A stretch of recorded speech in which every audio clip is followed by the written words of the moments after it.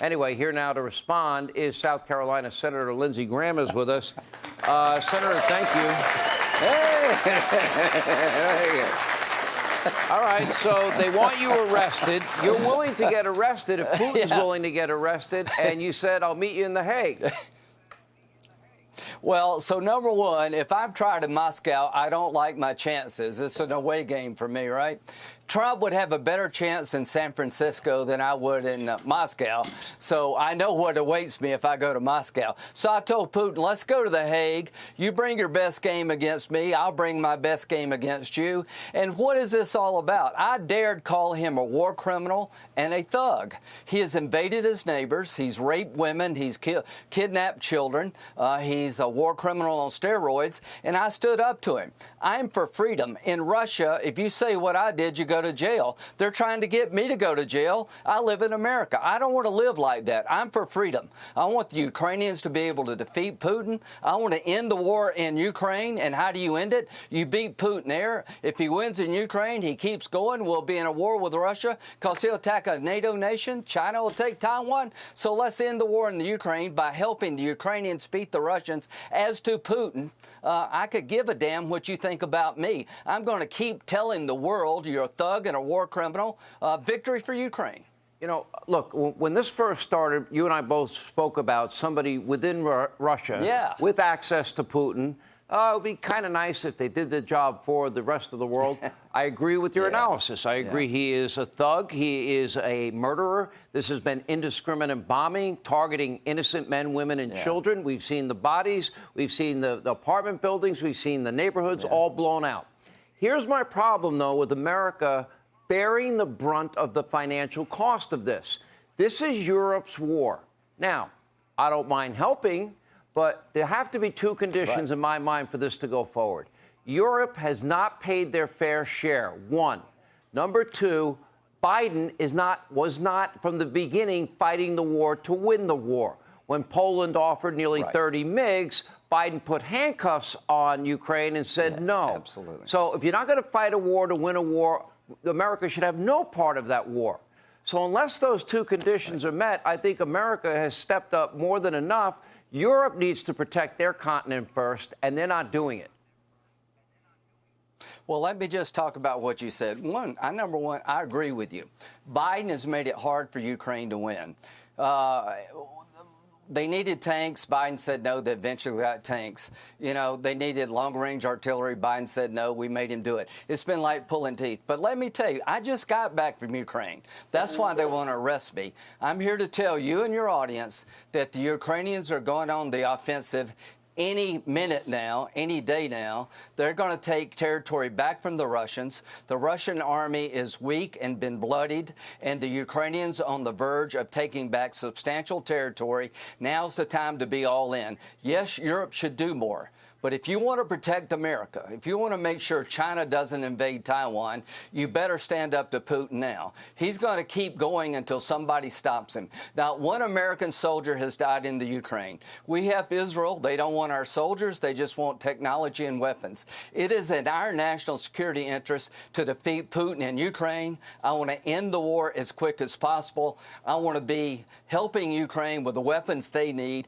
Biden has been slow to the cause. I'm here to tell you, Sean, the Ukrainians have defied all expectations. They're going to drive out the Russians if we continue to help them. Europe should do more, but it's about our national security. If Putin wins, they'll have more war. One of the reasons that he's able to fight this war is because of the monies that he made from energy. Because Joe Biden unilaterally disarmed, and we're not producing domestic energy. That reduced the world's supply, which increased the world's price for the lifeblood of the world's economy, which was stupid on Joe Biden's part. But Europe has to step up, number one. Number two, either you fight and you fight to win, or you don't fight at all. That should be the motto of everybody going forward. Now, I did like that the Ukrainians, I kind of liked it that they hit Moscow. Give them a taste of their own medicine this week. Yeah. Well, number one, I've been in Ukraine, and we all thought they would fall in 4 days. I cannot tell you how much I admire the Ukrainian people. Would you want to live in a country where you could go to jail by criticizing the government. They literally want to arrest a United States senator because I dared speak truth to power. Would you want to live in Putin's Russia? No. So help the Ukrainians.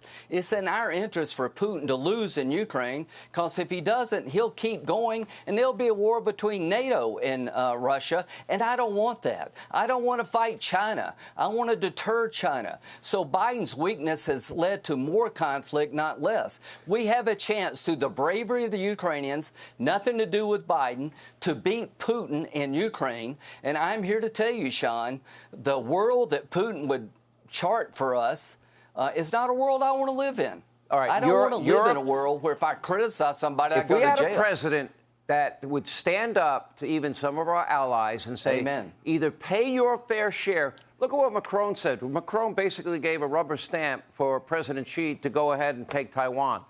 Excuse me, that's in his backyard.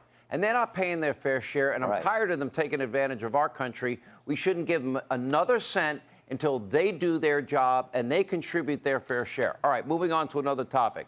What are your plans tomorrow as it relates to, assuming that this vote continues, and I can't see the numbers in front of me, and this bill passes in the House, this compromise bill with McCarthy and Biden? Where do you obviously don't support it because of defense spending. What are your plans tomorrow? Because you, Mike Lee, Rand Paul are three people that will be offering amendments.